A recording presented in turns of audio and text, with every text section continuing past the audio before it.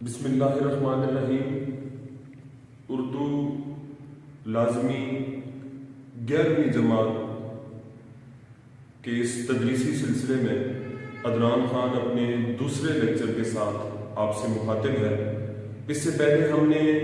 ایک لیکچر میں مرزا اسد اللہ خان غالب کا مختصر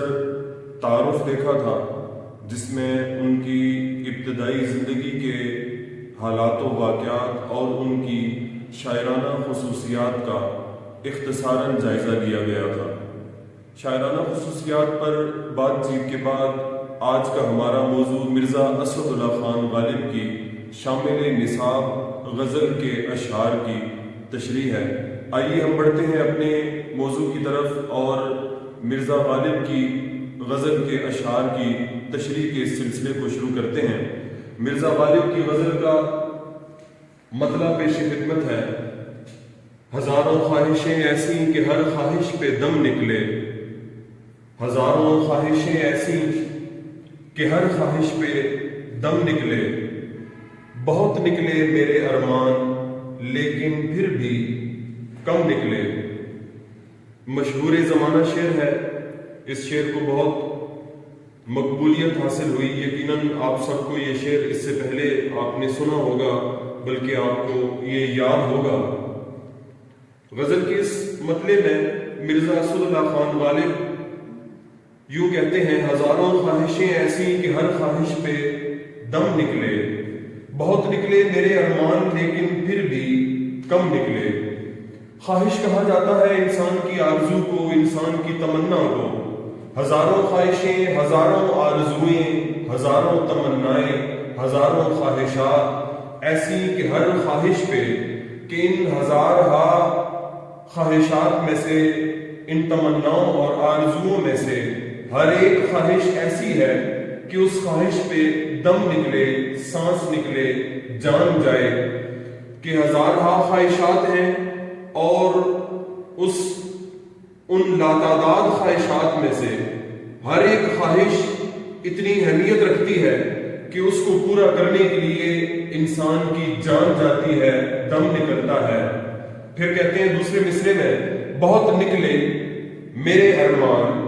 کہ ان خواہشات میں سے میرے بہت سارے ارمان ایسے تھے۔ یہاں نکلنے سے مراد پورا ہونا ہے۔ بہت نکلے، بہت پورے ہوئے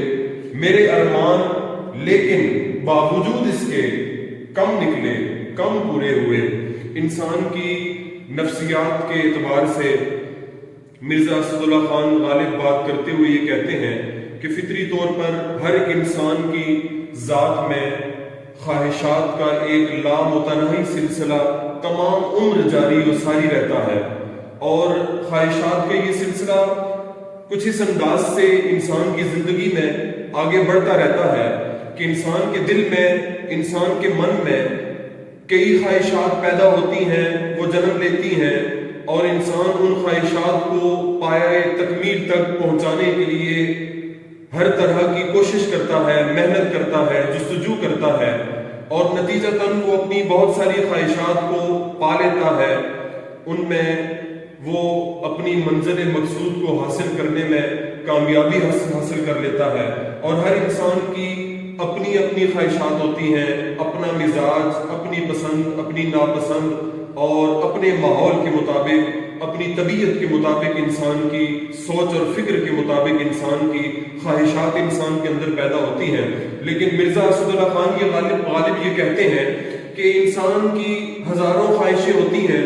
اور ان خواہشوں میں سے ہر ایک خواہش اس قدر اہمیت کی حامل ہوتی ہے کہ انسان یہ چاہتا ہے کہ اور کچھ ہو نہ ہو، میری یہ خواہش پوری ہو جانی چاہیے۔ لیکن جب وہ خواہش پوری ہو جاتی ہے تو ایک اور خواہش پیدا ہو جاتی ہے، اور انسان جب بالآخر اپنی خواہشات کے اس لامتناہی سلسلے پر نظر ڈالتا ہے تو انسان کو یوں محسوس ہوتا ہے کہ اس کی بہت ساری خواہشات پوری ہوئی ہیں، لیکن باوجود اس کے جو خواہشات ابھی پوری نہیں ہوئی وہ زیادہ ہیں ان خواہشات سے جو پوری ہو چکی ہیں۔ انسان پیدا ہوتا ہے، اس دنیا میں آتا ہے، زندگی بسر کرتا ہے، اور ایک مقررہ وقت پر اس دنیا کے لباس جسم کو اتار کر انسان کی روح عالم بالا کی طرف پرواز کر جاتی ہے، لیکن انسان جب اس وقت تک پہنچتا ہے، انسان کا سفر جب وہاں جاتا ہے تو انسان اپنی ان خواہشات کو، اپنی آرزوؤں کو، اپنی تمناؤں کو اپنے ساتھ لے کر اگلے سفر پر روانہ ہو جاتا ہے۔ انسان کے اندر پیدا ہونے والی ان خواہشات کا سلسلہ کبھی بھی پورا نہیں ہوتا۔ ہر ایک خواہش کے پورا ہو جانے کے بعد ایک اور خواہش پیدا ہو جاتی ہے، اور اس خواہش کے پیدا ہو جانے کے بعد ایک اور خواہش پیدا ہوتی ہے۔ خواہشات کا یہ سلسلہ کبھی بھی پورا نہیں ہوتا۔ ہم بڑھتے ہیں اپنے دوسرے شعر کی طرف، جس میں مرزا یوں کہتے ہیں: ڈرے کیوں میرا قاتل، کیا رہے گا اس کی گردن پر، وہ خون جو چشمے تر سے عمر بھر یوں دم بدم نکلے۔ ڈرے کیوں میرا قاتل، ڈرنا، خوف کھانا، ڈر محسوس کرنا، کیوں میرا قاتل، میرا قتل کرنے والا، میرا خون بہانے والا، کیا رہے گا؟ سوال کرتے ہیں کہ کیا رہے گا یہ جو میرا قاتل ہے، جو مجھے قتل کرنا چاہتا ہے، جس نے مجھے قتل کرنا ہے، وہ مجھے قتل کرنے سے ڈرتا کیوں ہے، خوف کیوں محسوس کرتا ہے؟ کیا اس کے ڈر اور خوف محسوس کرنے کی وجہ یہ ہے کہ وہ یوں سوچتا ہے کیا رہے گا اس کی گردن پر؟ گردن پر رہنے سے مراد یہاں کیا ہے کہ قتل کا یعنی خون کا ذمہ دار ٹھہرنا، کسی کے قتل کا الزام سر پر آ جانا، کسی کی جان لینے کا ذمہ دار ٹھہرنا۔ مرزا کہتے ہیں کہ جو میرا قاتل ہے، جو مجھے قتل کرنا چاہتا ہے، کیا وہ مجھے قتل کرنے سے اس لیے خوف محسوس کرتا ہے کہ میرے قتل کا ذمہ دار اس کو ٹھہرایا جائے گا اور میرے خون کا الزام اس کی گردن پر، اس کے سر پر آ جائے گا، میرے خون سے اس کے ہاتھ رنگے جائیں گے؟ اور کیا اگر وہ اس بات سے ڈرتا ہے تو وہ سن لے اور اس کو پتہ ہونا چاہیے کیا؟ اگلے مصرے میں کہتے ہیں وہ خون جو چشمے تر سے عمر بھر یوں دم بدم نکلے۔ خون چشمے تر سے، چشم آنکھ کو کہا جاتا ہے، تر بھیگی ہوئی نم آنکھ ہے، یہاں مراد آنکھوں سے خون بہنا ہے۔ عمر بھر، تمام عمر، یوں دم بدم، ہر دم، ہر لمحہ، ہر پل، ہر وقت۔ اب غالب کہتے ہیں کہ میرا جو قتل کرنے والا ہے وہ میرا خون بہانے سے ڈرتا ہے اور یہ سوچتا ہے کہ مجھے قتل کر دینے کے بعد اس کے سر میرے خون کا الزام آئے گا۔ اسے پتہ ہونا چاہیے کہ وہ جس خون کے بہانے سے اور جس خون کا الزام اپنے سر آ جانے سے خوف محسوس کر رہا ہے، وہ خون میری آنکھوں کے ذریعے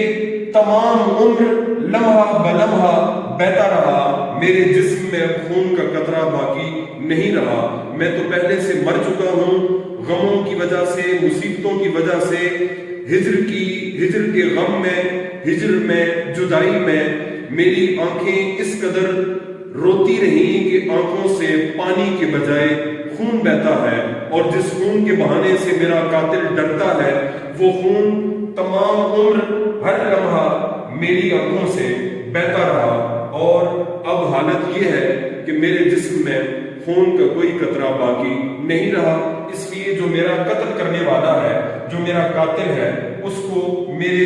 خون سے، میرے قتل سے اور میرے قتل سے، میرے جان لینے کے الزام سے اور اس کی ذمہ داری سے گھبرانا نہیں چاہیے۔ یہ تھے دو شعر۔ غالب کی غزل کا تیسرا شعر ملاحظہ کیجئے: نکلنا خلد سے آدم کا سنتے آئے ہیں لیکن بہت بے آبرو ہو کر تیرے کوچے سے ہم نکلے۔ نکلنا خلد سے، خلد جنت کو کہا جاتا ہے، نکلنا خلد سے یعنی جنت سے نکلنا، کس کا؟ آدم کا، یعنی حضرت آدم علیہ السلام کا۔ سنتے آئے ہیں، یہ ہم نے سنا ہوا ہے، یعنی حضرت آدم علیہ السلام کا جنت سے نکالے جانے کا واقعہ ہم نے سنا ہوا ہے، لیکن دوسرے مصرے بہت بے آبرو ہو کر تیرے کوچے سے ہم نکلے۔ آبرو عزت کو، وقار کو، بھرم کو کہا جاتا ہے۔ بے آبرو کا مطلب بے عزت ہونا، رسوا ہو جانا، ذلت و رسوائی کا سامنا کرنا ہے۔ کوچا گلی کو کہا جاتا ہے۔ اس شعر میں سب سے پہلے تو مرزا اسد اللہ خان غالب نے خوبصورت انداز میں صنعت تنبیہ کا استعمال کیا ہے کہ حضرت آدم علیہ السلام سے کو جنت سے نکال کر زمین پر بھیج دیے جانے کی طرف اس واقعے کی طرف اشارہ کیا ہے کہ جب آدم علیہ السلام کو اللہ تعالیٰ نے جنت سے زمین پر اتارا تھا، جب کوئی شاعر اپنے کلام میں قرآن کی کسی آیت کی طرف کوئی اشارہ کرے، کسی آیت کا کوئی مفہوم پیش کرے، کسی حدیث کا کوئی ترجمہ مفہوم یا اس کا اشارہ پیش کرے، یا کسی تاریخی واقعے کا ذکر کرے، تو اس کو صنعت تلمیح کہتے ہیں۔ اس شعر میں مرزا اسد اللہ خان غالب نے حضرت آدم علیہ السلام کے جنت سے نکالے جانے والے واقعے کی طرف خوبصورت انداز میں اشارہ کرتے ہوئے تلمیحاتی انداز میں بہت خوبصورت بات کی۔ غالب کہتے ہیں کہ نکلنا خلد سے آدم کا سنتے آئے ہیں، لیکن کہ جب حضرت آدم علیہ السلام کو اللہ تعالیٰ نے جنت سے نکال دیا تھا، اس وجہ سے کہ اللہ تعالیٰ نے انہیں ایک درخت کے قریب جانے اور اس کا پھل کھانے سے منع فرمایا تھا، اور آدم علیہ السلام نے شیطان کے بہکاوے میں آ کر اس درخت کی قربت اختیار کی اور اس پھل کو کھا لیا، اور اس وجہ سے اللہ تعالیٰ نے آدم علیہ السلام کو جنت سے نکال دیا اور زمین پر بھیج دیا۔ غالب کہتے ہیں کہ میں نے حضرت آدم علیہ السلام کا جنت سے نکالے جانے کا واقعہ بھی سن رکھا ہے، لیکن اے میرے محبوب، ہم تیری گلی سے اس سے بھی زیادہ بے عزتی کے ساتھ، رسوائی کے ساتھ اور ذلت کے ساتھ نکالے گئے ہیں۔ جب ہمیں تمہاری گلی سے نکالا گیا، جب ہم تیرے کوچے سے نکلے تو ہم بہت بے آبرو ہو کر، بے عزت ہو کر، رسوا ہو کر، ذلت کے ساتھ ہمیں تمہاری گلی کو چھوڑنا پڑا اور اس سے کوچ اختیار کرنا پڑا۔ نکلنا خلد سے آدم کا سنتے آئے ہیں، لیکن ہم نے حضرت آدم علیہ السلام کا جنت سے نکالے جانے والا واقعہ بھی سنا ہے، لیکن اس کے مقابلے میں بہت بے آبرو ہو کر، بہت بے عزت ہو کر تیرے کوچے سے، تیری گلی سے ہم نکلے۔ آگے بڑھتے ہیں، اس غزل کا چوتھا شعر ہے: بھرم کھل جائے ظالم تیرے قامت کی درازی کا، بھرم کھل جائے ظالم تیرے قامت کی درازی کا، اگر اس ترائے پر پیچ و خم کا پیچ و خم نکلے۔ بھرم کھلنا، حقیقت کا سامنے آ جانا، راز فاش ہو جانا، اصل بات کا سامنے آ جانا، اصل بات کا پتہ چل جانا، حقیقت کا پتہ چل جانا، حقیقت سے آگاہ ہو جانا، بھرم کھل جانا۔ ظالم سے مراد محبوب تیرے قامت کی درازی کا، تیرے قامت قد کو کہا جاتا ہے، تیرے قامت تیرے قد کی درازی کا، درازی سے مراد لمبا قد ہے، قد کی اونچائی ہے، دراز قد ہے۔ بھرم کھل جائے ظالم تیرے قامت کی درازی کا، اے ظالم تیرے قد کے اونچا ہونے اور تیرے قد کے لمبا ہونے، تیرے دراز قد کا جو اصل راز ہے وہ کھل جائے گا۔ کب؟ اگر اس ترائے پر پیچ و خم کا پیچ و خم نکلے۔ ترا کہا جاتا ہے پگڑی کا اوپر اٹھا ہوا جو حصہ ہوتا ہے، جب ہم پگڑی باندھتے ہیں اس کو سر کے ارد گرد بل دیا جاتا ہے، گھمایا جاتا ہے، اور ایک سرا اس کا پیچھے گردن کی طرف لٹکا دیا جاتا ہے اور ایک سرا سر پہ اوپر کی طرف اٹھا ہوا ہوتا ہے، یہ پگڑی کا اوپری حصہ ہوتا ہے۔ خمدار پگڑی کو کہا جاتا ہے ترا۔ اگر اس ترائے یعنی خمدار پگڑی کا پیچ و خم بھی بل کو کہا جاتا ہے، گھماؤ کو کہا جاتا ہے، خم کو کہا جاتا ہے، اس کا پیچ و خم نکلے۔ پیچ و خم نکلنا سے مراد بل نکلنا ہے، بل کھلنا ہے، خم نکلنا ہے۔ اگر اس ترائے پر پیچ و خم کا پیچ و خم نکلے۔ شاعر مرزا اسد اللہ خان غالب اس شعر میں یوں کہتے ہیں کہ اے ظالم، یہ جو تیرا قد اونچا دکھائی دیتا ہے، لمبا دکھائی دیتا ہے، دراز دکھائی دیتا ہے، دراز قد کی تعریف کرنا شاعری کی روایات میں سے ایک ہے کہ اونچے قد کو، لمبے قد کو شعراء اپنی شاعری میں تحسین کی نگاہ سے دیکھتے ہیں اور اس حوالے سے اشعار بھی لکھتے ہیں۔ اسی انداز میں مرزا اسد اللہ خان غالب بھی کہتے ہیں کہ اے میرے محبوب، یہ جو تیرے قامت کی درازی ہے اس کا راز فاش ہو جائے گا، لیکن کب فاش ہو جائے گا وہ یہ کہتے ہیں کہ جو تمہارا قد لمبا نظر آتا ہے، قد جو بڑا نظر آتا ہے، یہ جو دراز نظر آتا ہے، تو اس کی وجہ کیا ہے کہ اگر اس طرح پر پیچ و خم کا پیچ و خم نکلے کہ اے میرے محبوب تو نے اپنی زلفوں کو بل دے رکھے ہیں، اپنی زلفوں میں خم ڈال رکھے ہیں اور زلفوں کے سائز کو کم کر لیا ہے، نتیجتاً تمہارا قد لمبا اور دراز دکھائی دیتا ہے، اور اگر تمہاری زلفوں کے خمدار پگڑی کی طرح یہ خم، یہ بل، یہ گماؤ، یہ جو تم نے اپنی زلفوں میں بنا رکھے ہیں، اگر یہ کھل جائیں تو ان کے کھل جانے سے کیا اثر پڑے گا کہ زلفیں زیادہ بڑی ہیں، زیادہ لمبی ہیں، تو ان کی زیادہ لمبائی تیرے قد کی درازی کو، تیری قامت کی اونچائی کو اور اس کی لمبائی کو متاثر کرے گی۔ بھرم کھل جائے ظالم تیرے قامت کی درازی کا، اگر اس طرائے پر پیچ و خم کا پیچ و خم نکلے۔ شاعر یہ کہتے ہیں کہ اگر یہ جو تم نے اپنی زلفوں میں بل ڈال رکھے ہیں، خم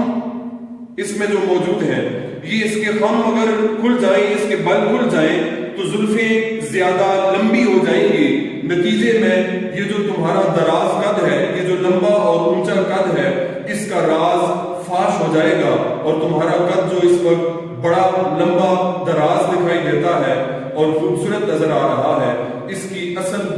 وجہ، اس کا اصل راز اور یہ حقیقت کھل کر سب کے سامنے آ جائے گی۔ آگے بڑھتے ہیں غزل کے 5ویں شعر کی طرف۔ بڑا خوبصورت شعر، ہوئی جن سے توقع خستگی کی داد پانے کی، وہ ہم سے بھی زیادہ خستہ تیغ ستم نکلے۔ مرزا اسد اللہ خان غالب یہ کہتے ہیں کہ ہوئی جن سے توقع خستگی کی داد پانے کی، ہوئی جن سے توقع کہ ہمیں جن سے توقع تھی، ہمیں جن سے امیدیں وابستہ تھیں، کس چیز کی؟ خستگی کی، خراب حالت، زخمی حالت، برے حالات۔ خستہ زخمی کو، گھائل کو، بدحال کو، بری حالت کو کہا جاتا ہے۔ خستگی کی اس بری حالت میں، اس زخمی حالت میں، خراب حالت میں داد پانے کی، داد سے مراد حوصلہ پانا، چارہ سازی کرنا، تحسین حاصل کرنا، مدد پانا۔ ہوئی جن سے توقع خستگی کی داد پانے کی، وہ ہم سے بھی زیادہ خستہ تیغ ستم نکلے۔ خستہ زخمی کو کہا جاتا ہے، بدحال کو، گھائل کو کہا جاتا ہے، اور تیغ تلوار کو کہا جاتا ہے۔ ستم سے مراد ظلم ہے، زیادتی ہے، ایذا ہے۔ خستہ تیغ ستم سے مراد ظلم و ستم کی تلوار کا شکار ہو جانا ہے، غموں میں مبتلا ہو جانا ہے، مصیبتوں کا شکار ہو جانا ہے۔ اب غالب کہتے ہیں ہوئی جن سے توقع خستگی کی داد پانے کی، کہ ہم نے یہ سوچ رکھا تھا کہ جب کبھی ہمارے حالات خراب ہوں گے، جب کبھی ہمارے حالات برے ہوں گے، جب کبھی کسی غم میں گرفتار ہو جائیں گے، کسی مصیبت میں مبتلا ہو جائیں گے، تو ہمیں کچھ لوگوں سے توقعات تھی کہ وہ ہمارے ان برے حالات میں ہمارا سہارا بنیں گے، ہمیں ان سے مدد ملے گی، وہ ہماری چارہ سازی کریں گے، وہ ہمیں حوصلہ دیں گے، وہ ہمیں امید دلائیں گے اور ہمارے زخم کی مرہم کا سبب بنیں گے۔ لیکن کیا ہوا؟ جب ہمارے حالات خراب ہوئے، جب ہمارے حالات برے ہوئے، جب مصیبتوں اور غموں میں اور پریشانیوں میں مبتلا ہوئے، تو کیا ہوا؟ وہ ہم سے بھی زیادہ خستہ تیغ ستم نکلے، کہ ہم نے جن سے توقع رکھی ہوئی تھی کہ وہ ہمارے اس طرح کے حالات میں، جب ہم مصیبت میں گرفتار ہو جائیں گے، جب ہم غموں کا سامنا کرنا پڑے گا ہمیں، وہ ہماری مدد کریں گے۔ اس وقت جب ہمارے حالات خراب ہوئے تو ہم نے جب ان سے مدد طلب کی تو کیا ہوا؟ ہم نے یہ دیکھا کہ ان کی حالت ہم سے بھی زیادہ خراب ہے، وہ بھی کسی نہ کسی غم میں مبتلا ہے، وہ بھی کسی نہ کسی مصیبت میں گرفتار ہو چکے ہیں۔ اس کا مطلب یہ ہے کہ ہر انسان کسی نہ کسی غم میں مبتلا ضرور ہوتا ہے، وہ کسی نہ کسی مصیبت کا شکار ہو جاتا ہے، اور وہ لوگ جو خود کسی مصیبت میں پھنس چکے ہوں، جو خود کسی غم کی کیفیت سے گزر رہے ہوں، وہ کسی کے غم کو کس طرح بانٹ سکتے ہیں، وہ کسی کے غم میں کس طرح شریک ہو سکتے ہیں۔ وہی جن سے توقع خستگی کی داد پانے کی، وہ ہم سے بھی زیادہ خستہ تیغ ستم نکلے۔ آگے چلتے ہیں غزل کے چھٹے شعر کی طرف۔ بہت خوبصورت شعر مرزا اسد اللہ خان غالب بڑے دلکش انداز میں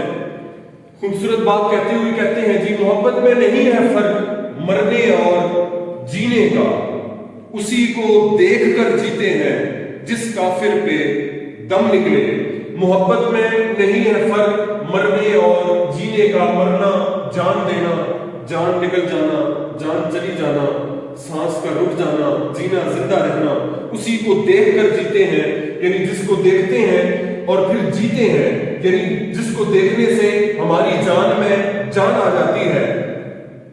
جس کافر پہ دم نکلے، کافر سے مراد یہاں وہ محبوب ہے، دم نکلے جان جائے، یعنی محبوب کے حسن و جمال پر جان فریفتہ ہونا،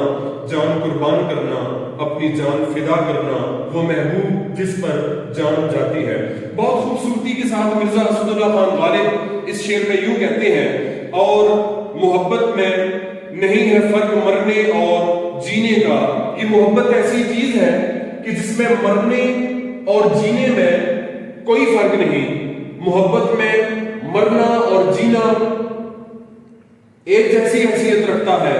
مرنے میں اور جینے میں کوئی فرق نہیں ہے۔ اور مرزا غالب کہتے ہیں کہ یہ فرق کیسے نہیں ہے؟ آگے کہتے ہیں کہ اسی کو دیکھ کر جیتے ہیں، کہ محبت میں مرنے اور جینے کا کوئی فرق کیوں نہیں ہوتا،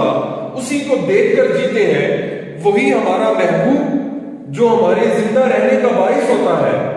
جس کو دیکھ کر ہماری جان میں جان آ جاتی ہے، جو ہماری زندگی کی رونق کا باعث ہوتا ہے، جس کی وجہ سے ہماری زندگی میں بہار آ جاتی ہے۔ اسی کافر پہ دم نکلے، وہی اسی کافر پہ ہماری جان جاتی ہے۔ جس کافر کو، جس محبوب کو دیکھ کر جیتے ہیں، جس کے آ جانے سے جان میں جان آتی ہے، اسی کے چلے جانے سے جان جاتی ہے۔ جس محبوب کو دیکھ کر ہم زندہ رہتے ہیں، وہی محبوب، اسی محبوب کے حسن و جمال پر، اسی محبوب کی اداؤں پر ہم مر مٹتے ہیں۔ اسی محبوب کا جو حسن ہے وہ ہمیں اس قدر متاثر کرتا ہے کہ اسی محبوب کے حسن پر ہماری جان جاتی ہے۔ وہی محبوب ہمارے زندہ رہنے کا باعث ہوتا ہے، وہی محبوب ہماری موت کا باعث ہوتا ہے۔ اس طرح محبت میں مرنے کا کوئی فرق نہیں ہے۔ ایک ہی ذات سے انسان کی زندگی بھی منسوب ہوتی ہے، انسان کا زندہ رہنا بھی منسوب ہوتا ہے، اور اسی ذات کے ساتھ انسان کی موت بھی وابستہ ہوتی ہے۔ اس طرح محبت میں نہیں ہے فرق مرنے اور جینے کا، اسی کو دیکھ کر جیتے ہیں جس کافر پہ دم نکلے۔ کسی شاعر نے کیا خوب کہا، اسے مرنا بھی مشکل ہے، اسے جینا بھی مشکل ہے، اسے مرنا بھی مشکل ہے، اسے جینا بھی مشکل ہے، جو تم کو دیکھ کر جیتا ہو اور تم ہی پہ مرتا ہو۔ آگے بڑھتے ہیں غزل کے مقطع کی طرف۔ غزل کا آخری شعر جس میں خوب پڑھتے ہیں، غزل کا مقطع دیکھیے۔ کہاں میں خانے کا دروازہ غالب اور کہاں واعظ، کہاں میں خانے کا دروازہ غالب اور کہاں واعظ، پر اتنا جانتے ہیں کل وہ جاتا تھا کہ ہم نکلے۔ کہاں میں خانے کا دروازہ غالب اور کہاں واعظ، میں خانہ شراب خانے کو کہا جاتا ہے جہاں میخوار شراب پیتے ہیں، اور کہاں واعظ، واعظ کرنے والے کو یعنی نصیحت کرنے والے کو کہا جاتا ہے۔ ایسا آدمی یہاں مراد جو دوسروں کو شراب پینے سے منع کرتا ہو، زاہد، ملا، مفتی، عبادت گزار یا تبلیغ کرنے والا۔ پر اتنا جانتے ہیں یعنی ہمیں تو صرف یہ پتا ہے، میں تو بس یہ جانتا ہوں کہ کل وہ جاتا تھا، وہ سے مراد یہاں وہی واعظ ہے، وہ نصیحت کرنے والا، وہ دوسروں کو روکنے والا ہے۔ کل وہ جاتا تھا کہ ہم نکلے، وہ شراب خانے جا رہا تھا جب میں شراب خانے سے آ رہا تھا۔ بہت خوبصورت انداز میں مرزا اسد اللہ خان غالب روایتی انداز میں واعظ کو تنقید کا نشانہ بناتے ہوئے کہتے ہیں کہ کہاں مے خانے کا دروازہ غالب اور کہاں واعظ، کہ وہ آدمی جو ابھی کل تک دوسروں کو شراب پینے سے منع کر رہا تھا، جو دوسروں کو شراب پینے سے روک رہا تھا اور دوسروں کو تبلیغ کر رہا تھا، نصیحت کر رہا تھا، یہ واعظ جو ہے یہ یہاں مے خانے کے دروازے پر اس کا کیا کام ہے، یہ یہاں کیسے؟ پھر کہتے ہیں پر اتنا جانتے ہیں کہ کہاں مے خانے کا دروازہ غالب اور کہاں واعظ، کہ وہ جو واعظ کرنے والا، نصیحت کرنے والا دوسروں کو منع کر رہا تھا یا دوسروں کو منع کر رہا ہوتا ہے،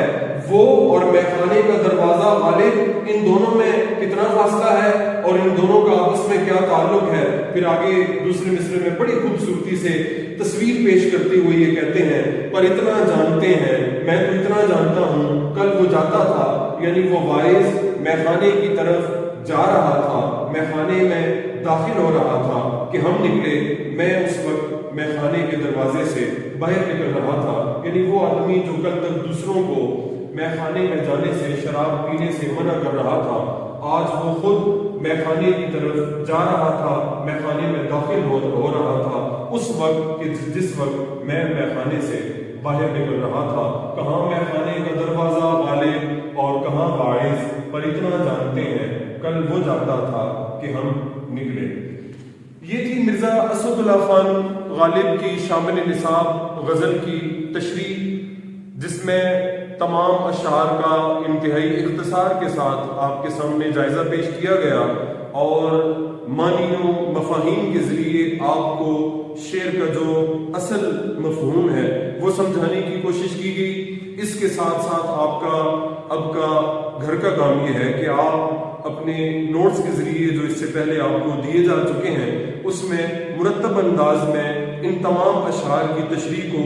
رہنمائی حاصل کرنے کی غرض سے ایک دفعہ پڑھ لیں اور وہاں سے متعلقہ اشعار کو اپنے پاس نوٹ کر لیں اور کوشش کریں کہ تمام اشعار کے ساتھ متعلقہ شعر بھی آپ کو زبانی یاد ہو جائیں تاکہ آپ پرچے میں وہ لکھ سکیں۔ اشعار کی تشریح کو خوبصورت بنانے اور دلکش بنانے کے لیے متعلقہ اشعار کا شامل کرنا بہت ضروری ہے۔ یہ متعلقہ اشعار نوٹس میں آپ کو دیے جا چکے ہیں، وہ آپ وہاں سے دیکھیں اور ان کو یاد کریں۔ مرزا اسد اللہ خان غالب کا تعارف پہلے لیکچر میں پیش کیا گیا، آج کے اس لیکچر میں مرزا اسد اللہ خان غالب کی شامل نصاب غزل کے اشعار کی تشریح آپ کے سامنے پیش کی گئی ہے۔ اپنے تیسرے لیکچر کے لیے اجازت دیجیے، اللہ حافظ۔